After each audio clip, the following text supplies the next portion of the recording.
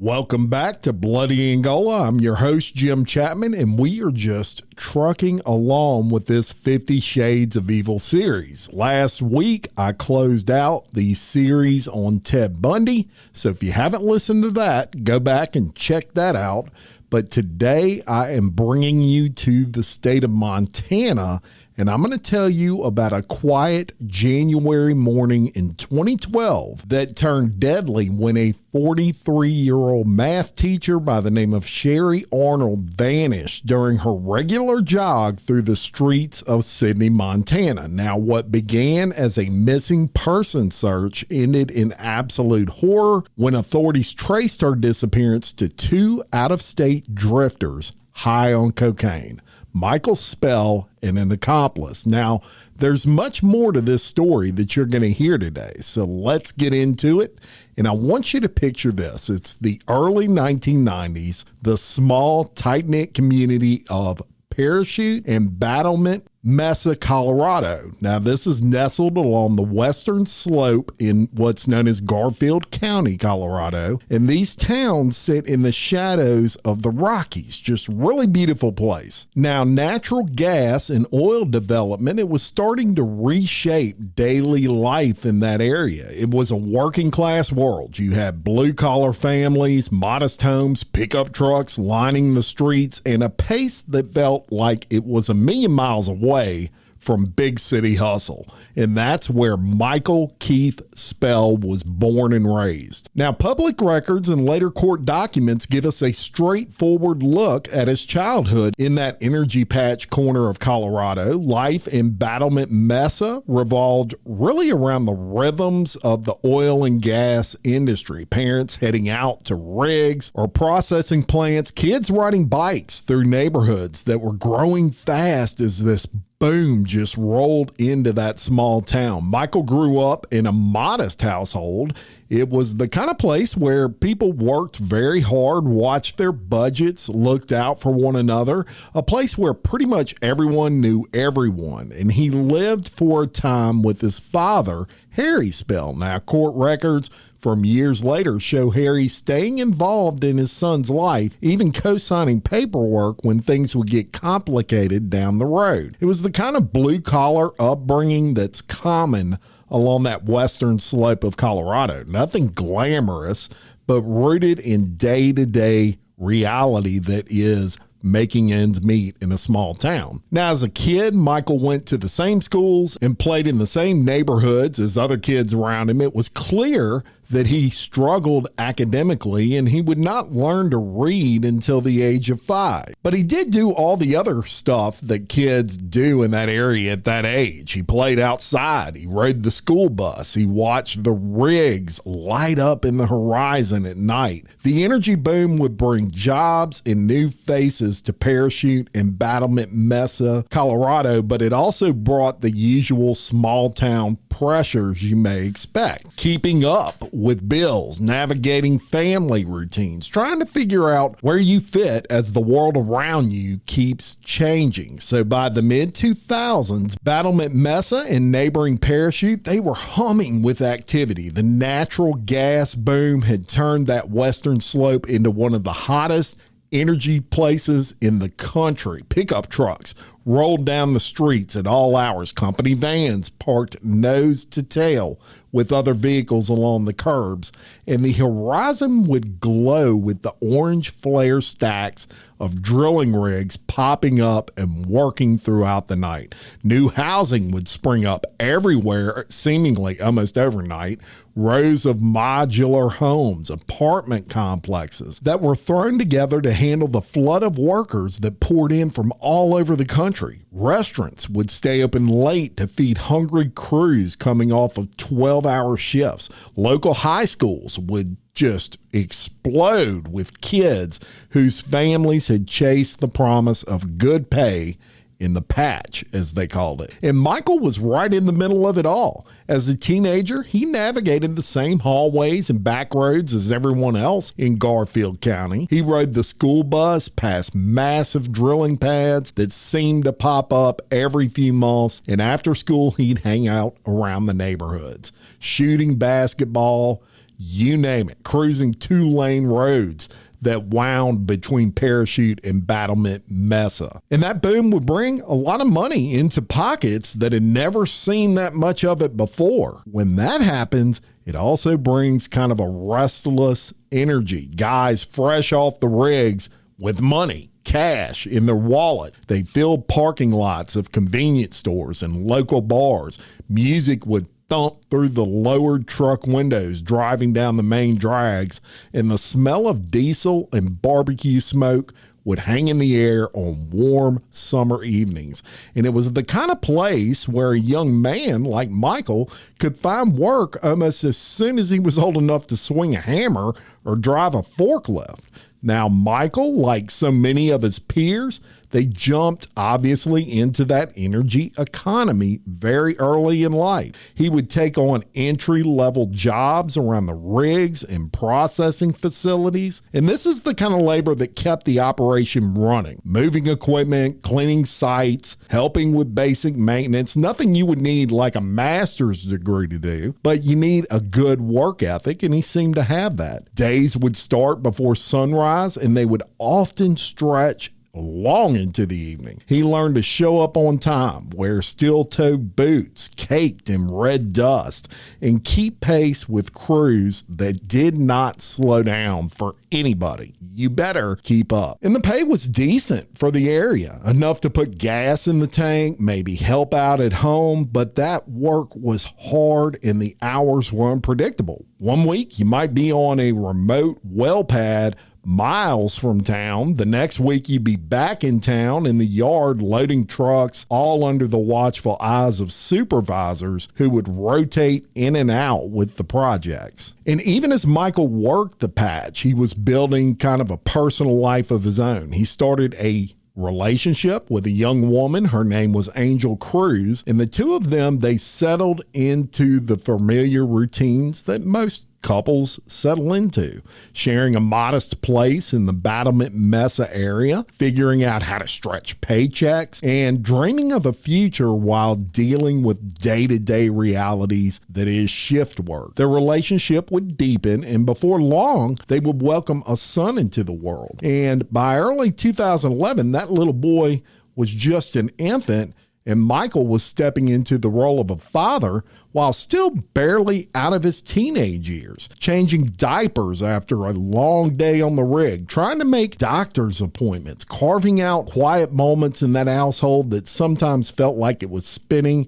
as fast as that boom in that town itself. Fatherhood would add a new layer of responsibility, but it also gave him something solid to work toward, a reason to keep showing up for those early morning shifts. Yet that same energy that fueled the boom, it also carried some hidden traps. The influx of cash, long hours, and out-of-town crews created an environment where things could escalate quickly. Drugs, especially meth and crack, would start showing up more frequently in the parking lots and man camps around those rigs. Late-night parties and rented trailers turned rowdy. Young guys with money burning holes in their pockets sometimes would make choices that maybe they wouldn't have made back home. A lot of these guys were traveling from all over the country for this boom. And Michael, he wasn't immune to that scene at all. Like others his age, he would find himself brushing up against the edges of it. And he kind of always had growing up. As a matter of fact, I'm going to back up from 2011 to 2007 when Mike was still a juvenile. Authorities actually arrested him in Garfield County on felony charges that would include drug distribution and contributing to the delinquency of a minor. Now, there was also a misdemeanor allegation of no consent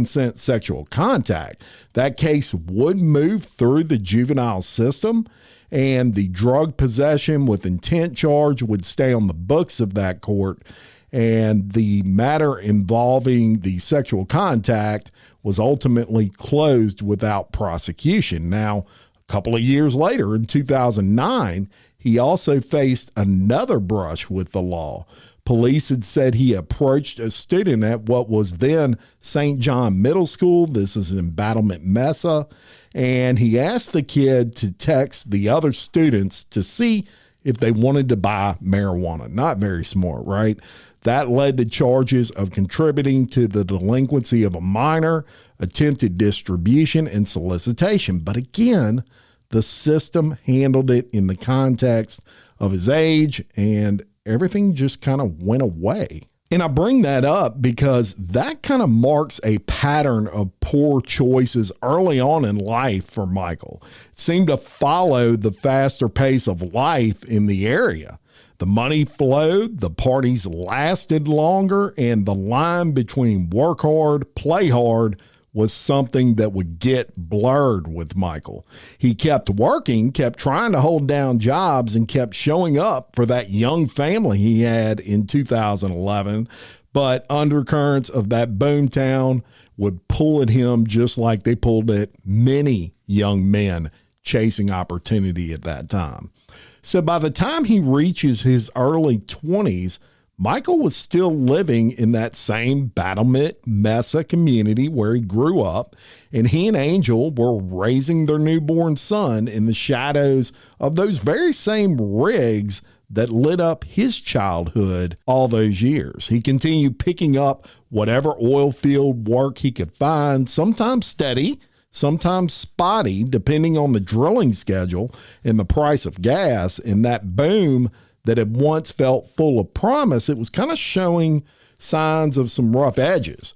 Things could be really good in that industry, or they could be really bad. There was fluctuating job security, the constant new faces that would come up in town, and the easy availability of drugs that promised a quick escape from long shifts. And it was in this environment that Michael would cross paths with a guy by the name of Lester Van Waters Jr. He was an older man from the same area, and he had his own history of bouncing between construction jobs in the oil patch. Now, Waters had also spent time in Florida working construction before he circled back to Colorado.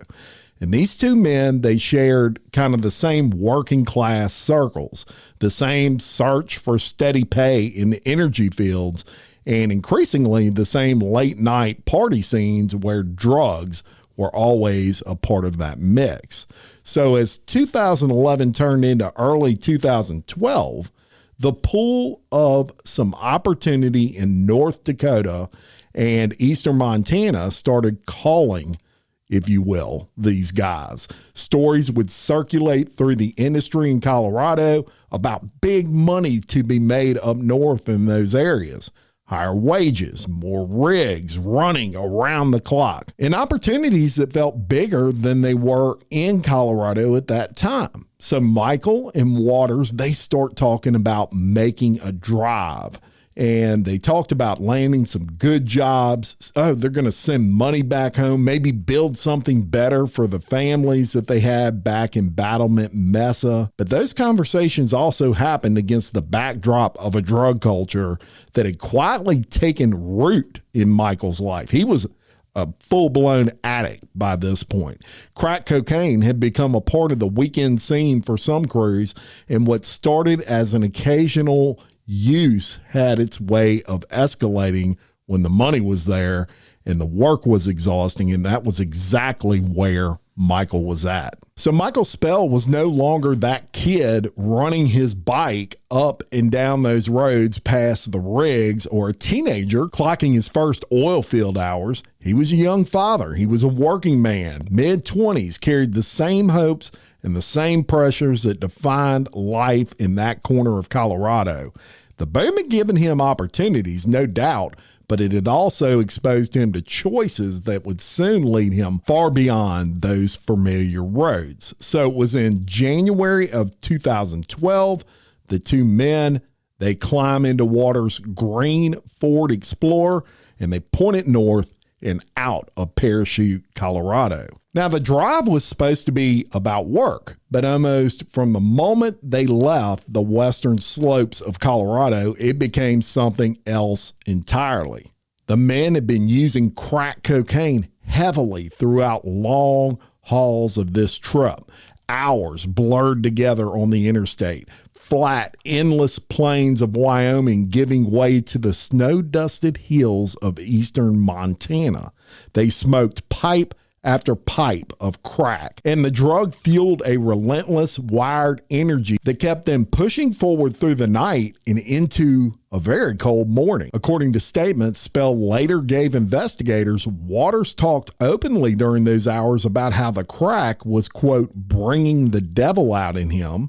He spoke of dark fantasies, including kidnapping a woman, taking her against her will, and Spell listened. He was caught up in the same drug-fueled haze, and the miles would just slowly tick by as that Explorer ate up the highway. By the morning of January 7th, 2012, they had crossed into Montana and rolled into a small oil town of Sidney, Montana.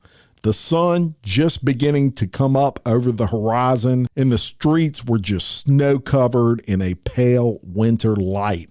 And Sidney was alive with that same energy they had left behind in Colorado. Tanker trucks rumbling through town, workers in hard hats grabbing that early morning coffee at gas stations, and the constant hustle of big money. So let me tell you about Sherry Arnold. She was a 43-year-old high school math teacher, and she was a mother of two, and she was doing what she did almost every morning, heading out for a daily jog. She lived just blocks from the route that she ran that day, a familiar loop through her quiet neighborhood in a tight-knit community very similar to where Michael was from. Everyone knew each other. And it was still early, kind of cold January morning where the breath hangs in the air and the world just feels hushed right before a full day begins. That green Explorer cruised slowly down the street. Waters was behind the wheel. Spell was riding shotgun, and they spotted her, a lone woman moving at a steady pace along the sidewalk. Now, according to court documents and Spell's own later account to the FBI, Waters pulled the SUV over very abruptly, stopping directly in front of her path. And what happened next unfolded in a matter of seconds. Spell steps out of the passenger side. He moved quickly. He grabbed Sherry and forced her toward the open door of that Explorer. She fought back hard. She was a mother, a teacher, and a woman who had no intention of going anywhere quietly. There was a violent struggle right there on the street and then inside of that vehicle. The two men overpowered her inside the cab of that Explorer, and Sherry Arnold was choked to death. She died within moments. Now, the horror of that morning, it's pretty impossible to soften. It was a random act of brutality in a town that had never seen anything like it. This was a beloved teacher gone in the time it takes to drive past just a few houses. And once that struggle ended, the men didn't stop. They drove north. They crossed the state line into North Dakota with Sherry's body still inside that Explorer. The drugs that they had taken carried them this far, and now it was mixed with raw panic. Now, somewhere along the way, they actually stop at a Walmart and they buy a shovel because they were going to do something unthinkable. Later that same day, they pull off into a remote rural area outside of Williston, a stretch of open land that was dotted with snow-covered fields. And using that new shovel, they dug a shallow grave and buried Sherry Arnold's body. Then they just kept driving, fleeing farther east, trying to put distance between themselves and what they had done. And for the next several days, the two men continued on this erratic journey. The crack-fueled road trip that had started as a search for oilfield jobs had now become a desperate flight. But police, they were already closing in. Tips from Bakken, Colorado, including a conversation Spell had with his girlfriend, Angel Cruz, after this incident, reached the FBI, and investigators, They moved fast. Within a week of the murder, both men were arrested. Spell was taken into custody in Rapid City, South Dakota. Now, once in custody, Spell began to talk. In detailed interviews with the FBI, he lays out the entire sequence. The drug binge on the drive north, Waters pulling over in Sidney, the abduction, the killing inside of the Explorer, and the purchase of the shovel, as well as the burial outside of Williston. He implicated Waters as the one who had done the choking, while Waters, in his own statements, and this always happens, y'all, he points the finger back at Spell. The physical evidence, fibers, DNA, the shovel, the disturbed ground where the body was later found, it would eventually corroborate the entire timeline. Sherry Arnold's body remained hidden, however, in that frozen North Dakota field for more than 2 months. It wasn't until March of 2012 that search teams, acting on both the confessions and tips, located a shallow grave and brought her home to Sidney. Now, the crime itself was as senseless as it was shocking. 2 men, high on crack, hundreds of miles from home. They act on impulses, starting with a drug-fueled fantasy and a random encounter on a quiet morning street, and a life is taken in minutes. And that left the community reeling. A place, Sidney, Montana, where people still left their doors unlocked and kids would ride their bikes until dark. It would never feel the same again. And this was not a crime of passion or some long simmering grudge. Not that that makes it any better, but it was a collision of bad decisions, powerful drugs, and a moment of pure, sick opportunity for 2 men who had let the road and drugs strip away every boundary they even had. The charges would hit hard: homicide and attempted kidnapping.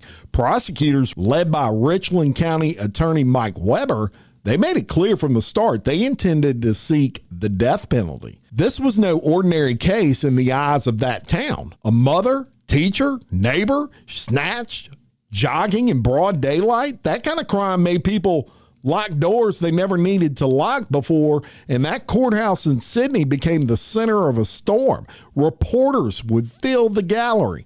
Family members of Sherry Arnold would sit quietly in the front rows, and the legal machinery would grind into motion. But almost immediately, the path to the trial became anything but straightforward.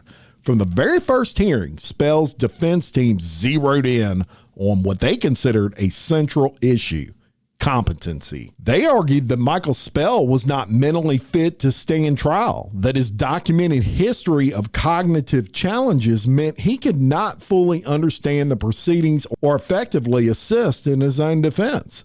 And over the next 2.5 years, the courtroom in Sidney became the stage for a series of intense competency hearings.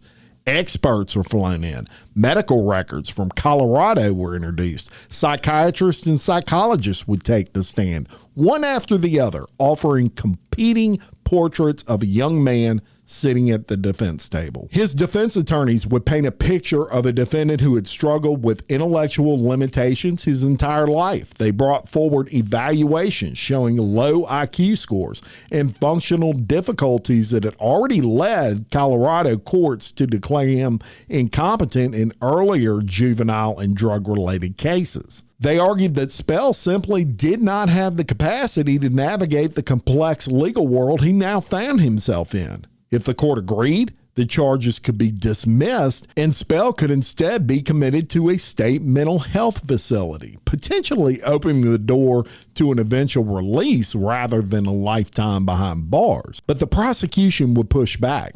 They called their own experts, including doctors from the Montana State Hospital in Warm Springs who had evaluated Spell during his time in custody. And those professionals testified that while Spell had limitations, they believed he was exaggerating some symptoms and was, in fact, competent enough to understand the charges and participate in his defense. So the judge in this case, Richard Simonton, he would listen carefully through hours of testimony. And in May of 2014, after weighing all of the evidence, he makes his ruling.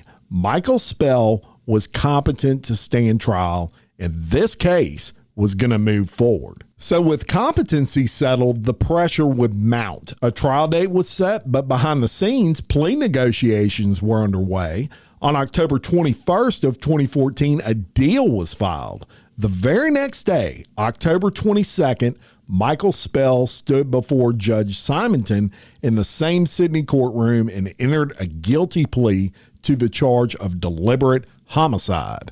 Now, in exchange, the attempted kidnapping count was dropped, and prosecutors agreed to recommend a 100-year prison sentence, no restrictions on parole eligibility after the mandatory minimum period. In the plea hearing itself, it was tightly controlled. Spell was now 25 years old. He appeared in court wearing a simple cardigan. He would speak quietly, confirm that he understood the rights he was giving up and that he was pleading guilty because he was in fact guilty. The courtroom was packed. Sherry Arnold's family members sat just feet away. Their grief was still fresh more than 2.5 years after her death. But this fight was far from over. Sentencing was scheduled for the following spring, and both sides prepared to argue what that sentence should look like. April 17th, 2015 arrives. It was a crisp spring day in eastern Montana, and once again, the Richland County Courthouse was filled with spectators, media, and the Arnold family. Defense attorneys made an impassioned plea. Rather than send Spell to prison, they asked Judge Simonton to commit him to the Montana Department of Public Health, a facility they said was equipped to handle individuals with intellectual disabilities. They argued that prison was not the right place for someone with his limitations, that treatment and structured care would better serve both justice and public safety. But prosecutors would stand firm. They wanted Spell behind the walls of Montana State Prison, the full 100 years recommended in that plea agreement. And they reminded the court of the brutality of the crime, the randomness of the attack, and the devastating impact on Sherry Arnold's husband, her 2 children, her students, and the entire Sidney community. And y'all, that often gets forgotten. Now, this was not a case for leniency, they argued. This was a case that demanded accountability in the strongest possible terms. And then came the moment everyone had been waiting for. Michael Spell himself was given the chance to speak. He kept his hands in his pocket, his head slightly bowed, and he addressed the court in a quiet voice, saying, quote, "I know that I hurt a lot of people.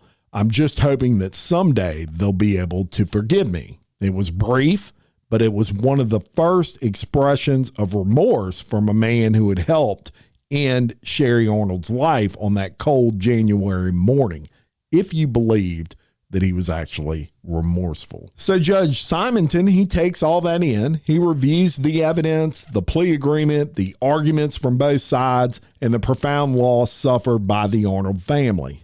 And in the end, he sided with the prosecution. Michael Keith Spell was sentenced to 100 years in the Montana State Prison.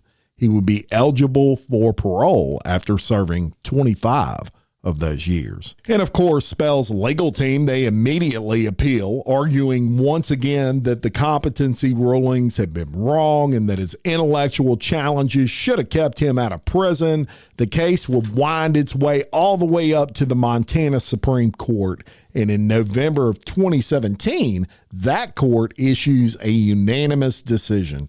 They found no reversible error in Judge Simonton's handling of the competency issues or the sentencing. That conviction and the 100-year sentence was affirmed in full. So this long legal journey that started with 2 men in a green Ford Explorer on a drug-fueled drive from Colorado had finally reached its conclusion. Michael Spell would serve his time in Montana State Prison in Deer Lodge. Lester Van Waters Jr., he had pleaded guilty earlier and cooperated with prosecutors, and he received his own 100-year sentence as well. So on April 17th, 2017, Judge Simonton, he hands down that sentence. Spell is shackled, processed, transported west across Montana and into the Montana State Prison, which is a sprawling maximum security facility facility nestled in the Deer Lodge Valley and surrounded by the rugged mountains of the Continental Divide. Montana State Prison is a world of concrete walls, razor wire, controlled movement, constant surveillance. Inmates here follow a rigid daily schedule. Early wake-ups, head counts, meals in the chow hall, work assignments, and very limited yard time. And for Spell, who arrived at age 25 with a history of intellectual challenges and a reputation already marked by brutal crime, the adjustment was immediate and unforgiving. Almost from the time he got there, prison records showed he struggled to stay out of trouble. Within his first few months behind bars, Spell racked up several major discipline violations. In May of 2015, he was written up for fighting with another inmate. A month later, in June, he flooded his cell and refused a direct order from staff. By April of 2016, he was cited yet again for assaulting another prisoner. Each incident would move him deeper into the prison's discipline system, from medium security housing into higher security areas where the movement gets even more restricted and more privileges get stripped away. But the most serious trouble came in April of 2016. This is just a year into his sentence. Court documents later revealed that Spell and another inmate by the name of Thomas Creel Lanham, they planned and carried out a vicious attack on a fellow prisoner named James Marshall. Now, according to prosecutors, the assault stemmed from a disagreement the day before. On the morning of the attack, Lanham enters Marshall's cell. Marshall turns his back. Spell then grabbed him from behind and locked him in a chokehold, holding him in place while Lanham beat the victim repeatedly with a combination lock wrapped in a sock. Marshall suffered fractured bones in his face and broken ribs, and prison video captured parts of the chaotic scene in the day room area outside of that cell. Afterwards, investigators said Lanham was reportedly upset that Marshall had survived that beating. Now, it took nearly 2 years for charges to be filed. In March of 2018, both Spell and Lanham were formally charged with attempted murder in Powell County District Court. The two men pleaded not guilty. The case would highlight how dangerous these high security prisons are, where old grudges, limited space, and the constant pressure of incarceration can just explode into violence. And Spell's role in that attack would keep him in restrictive housing for extended periods and further cement his status as a high-risk inmate. So for the next several years, Spell's life inside Montana State Prison would settle into a pretty grim routine. He served his time in the shadows of that 100-year sentence, with parole eligibility still decades away. As a matter of fact, 2040 would be his first chance. And like most long-term inmates, he was assigned various jobs within the facility, but these were common prison labor jobs such as kitchen work, laundry detail, or maintenance crews, because through his discipline record, he would get limited access to better programs or lower security units. They're not going to reward you for acting like a freaking idiot. Visits were rare. They were heavily supervised. Letters and phone calls would provide only a slight connection to the outside world, including an occasional contact with family back in Colorado. Now, the prison itself, it's a self-contained city. Keep that in mind. Roughly 1,500 men, its own medical unit, education classes, religious services, rec areas. But for someone serving a virtual life sentence, every day carries the same gray weight, as it should. The same corridors, same fences, same cycle of counts and lockdowns. And the 2016 attack and its legal fallout added yet another layer of scrutiny to Spell's file, keeping him under closer watch by corrections staff. So you would think this guy from here forward would fly right. Well, not exactly. In the summer of 2024, Spell makes headlines yet again. On June 8th of that year, he and another inmate, Bradley Chrisman, they were involved in a brazen and disturbing attack on a female corrections officer right inside those prison walls. According to charging documents filed in Powell County, the two men grabbed the officer while she was conducting routine door checks. They forced her into one of the cells, held the door shut, and attempted to sexually assault her. The incident was stopped, thank goodness, before it could escalate further, but the charges were severe, as they should have been, and attempted aggravated sexual intercourse without consent. Both felonies that could add decades more to Spell's already lengthy sentence if he's convicted. So Spell and Cressman, they both pleaded not guilty, and as of this recording, that case is still working its way through the courts. The attack itself would send shockwaves through the Montana Department of Corrections and the prison system as a whole. It underscored the constant risks that are faced by corrections officers, men and women who walk into dangerous situations every single day. And it raised fresh questions about how high-risk inmates like Spell are housed and monitored. So today, Michael Spell remains at Montana State Prison in Deer Lodge. He's still serving that original 100-year term for the murder of Sherry Arnold. He is now in his late 30s, and that boy who once rode his bike past oil rigs in Battlement Mesa has become a long-term prisoner whose every single move is dictated by the state. The 2016 attempted murder charge and 2024 attack on that corrections officer have marked him as one of the most evil inmates in that system, limiting any chance of meaningful programming or eventual transfer to lower security facilities. So prison life for Spell is not the dramatic escape or redemption story we sometimes see in the movies. It is a slow, grinding reality of concrete and steel, of lost years and daily survival. It's a place where consequences of that cold January morning in Sydney have played out in full, not just for Spell, but for the officers who guard him, the inmates who share his cell blocks, and the families whose lives were shattered years earlier. And he is right where he deserves. And with that, we come to another end of an episode of 50 Shades of Evil. And I hope this episode brought to the forefront of your mind that behind every prison number is a person whose choices ripple outward. They affect victims, families, communities, and the men and women who work the hardest job in the justice system, which is correctional officers that deal with these inmates on a daily basis. Thank you so much for listening. Check out the Patreon for commercial-free early releases and more at patreon.com/Bloody Angola Podcast. And I'll be back next week with another 50 Shades of Evil. You'll have to stay tuned to find out where I'm going. And until next time, for Bloody Angola, I'm Jim Chapman. Much love.